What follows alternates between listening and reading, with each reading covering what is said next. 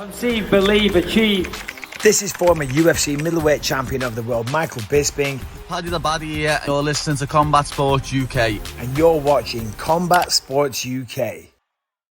Now joining us is the hottest name in the game. The next big thing, less than a week from his UFC London scrap. The O2, the walkout, the UFC. How does it feel heading into this, the most exciting of all fight weeks? Can't wait, lad, to be honest. Just cannot wait. Cannot wait to get in there and punch his head in. Obviously, I can't wait to get on the scales first, lad, and then I can't wait to walk out. But can't wait for fight week in general, to be honest. Cannot wait to get in there.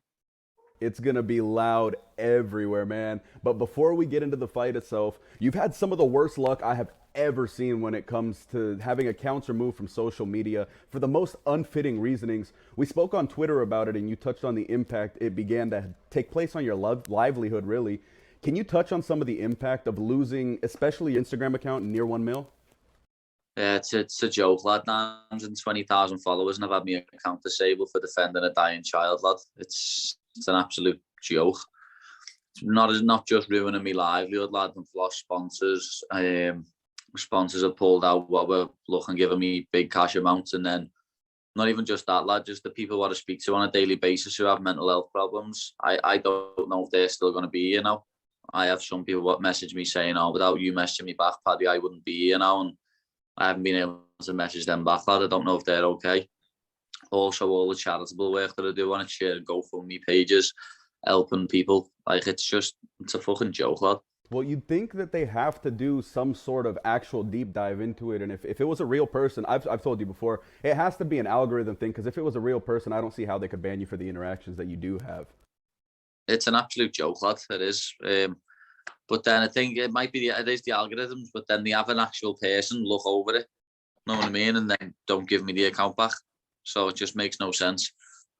Especially with the following you have, you'd think they'd want to keep someone like you on Instagram. But you've spoken for years on how you'd end up fighting in the UFC in the UK someday, and it's finally become a reality, man. You never doubted it. So how excited are you to go out there on Saturday night, finally, in front of a London UFC crowd? I can't wait, lad. It's going to be special. You know what I mean? I've said this from day one, lad. I always knew that I'd bring the UFC. Well, I'd be fighting on the UFC yet. I haven't brought it here myself personally yet. Like, they knew they had to come back. But I know after this fight, when they realise, like, what sort of crowd I bring, they're going to want to come back again. And I think they'll come back again before the end of the year, to be honest. Man, tickets have been nearly impossible to snag in the lead up to UFC London, to a point where even some of you guys that are on the card couldn't lock them down.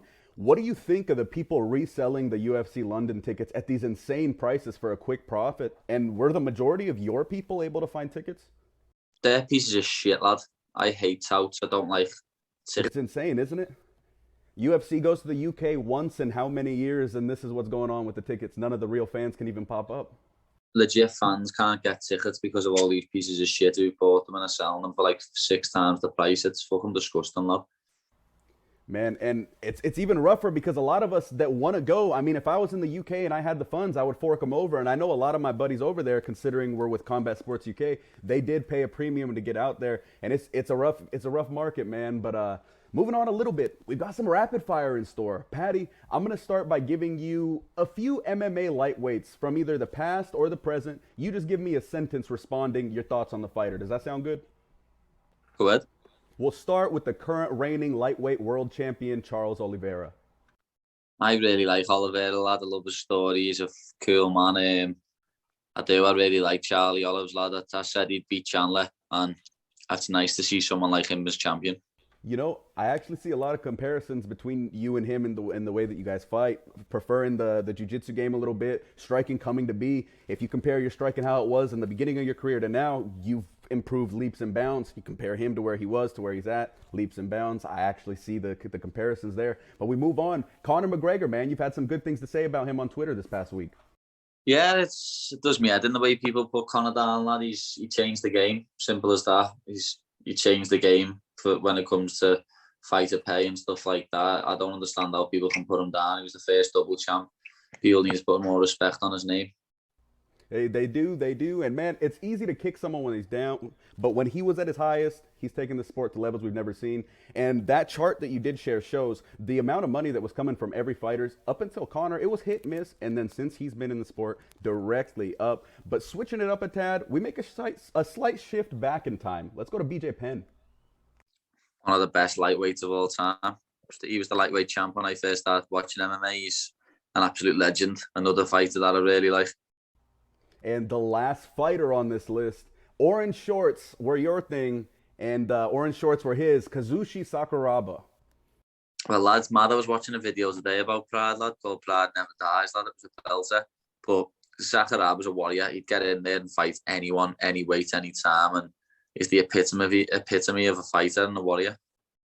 So pivoting from fighters to your personal hobbies, 3 things: FIFA, food, Liverpool FC. You can only keep one. Which one is it? Why? Don't get me wrong. You don't got to starve yourself. But you can't eat the way you do. You've got to stick on that diet strictly. I couldn't pick one of them. It'd be food or Liverpool. Like, I could swear FIFA. It'd be food or Liverpool, but I couldn't pick between the two. Would have been easier if I said just pick 2. Yeah, it would have. Next is a special one from Lewis Simpson. He's going to be at your post-fight party. He asked if it meant you never fighting again to save Liverpool FC from liquidation, would you do it? He expected you to tell him to fuck right off. That's another one, lad. It'd have to be like on my doorstep. Someone that, like, we'd have to be about to go into liquidation, and someone said that to me. You know what I mean? Mm-hmm. I couldn't say that because I love fighting, lad, but I also love Liverpool FC. I feel it, man. Coming from where I am, I have quite a passion for quite a few teams, and that would be a horrifying situation to be a part of. A few more for the quick fire. Who's your favorite Liverpool FC player of all time? I don't know, by ours, lad. We don't really have favourite players, lad. You only have a favourite player when you're 12. Well, isn't that part of what the question's about? Little boy Paddy, who did he love so much? When I had a favourite player when I was a little kid, it was Patrick Berger. He's the reason that my favourite number's 15.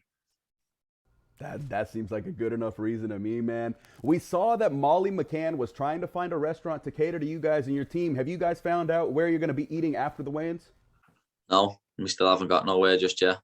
Yikes, you'd anticipate somebody would jump all over that. Last for the rapid fire, what's the drink of choice at the watch party, brother? Pink gin, lad. Pink gin lemonade. Pink gin lemonade. We're almost done. Now, just a few more questions. Rapid fire's out of the way. There's been a reverse, it seems, in the way that fighters have been calling you out on social media. People used to be really aggressive. Now you see guys like Terrence McKinney and Jared Gordon kind of reversing course. They still want the fight, but it's a respect thing. It's mutual respect. So what do you think changed, and why do you think people are calling you out with more respect now? Is it just kind of more real recognizes real, or what is it? Yeah, to be honest, me and Terrence were DMing each other the other day. I don't mind Terrence, lad. He's a nice dude. I think we will end up fighting in the future, but it'll be another year or 2 down the line. But Jared Gordon's one that I do think I could end up fighting within the next couple of months. When I get a new contract, I can see me and Jared fighting. What do you think of Terrence getting in there on Saturday, by the way? He looked really good against Dober. Rough way to end, but man, he looked good early on.